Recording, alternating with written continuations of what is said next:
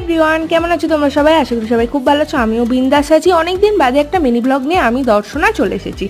দারুণ একটা কন্টেন্ট আছে আজকে। কি বলতো, দুটো আরসালানের বিরিয়ানির টেস্ট তোমাদের সাথে শেয়ার করব। অবশ্যই দুটোই আরসালান মোগল, তবে এই আরসালানের বিরিয়ানিটা কোনার আর এটা ডোমজুরের। ডোমজুরের আলুর সাইজ বলো বা ভাতের পরিমাণ অনেকটা বেশি, সেটা তোমরা দেখে বুঝতে পারছো। আর এটা হচ্ছে কোনার, ভাতের পরিমাণটা একটু কম, বাট চিকেনের পরিমাণটা কিন্তু একটু বেশি, মানে সাইজটা একটু বেশি। তো চলো টেস্ট করা যাক। প্রথমেই আমি ট্রাই করছি কোনার আরসালানের বিরিয়ানিটা। খেতে কিন্তু বেশ ভালোই ছিল, তবে একটু অ্যাভারেজ বলতে পারো।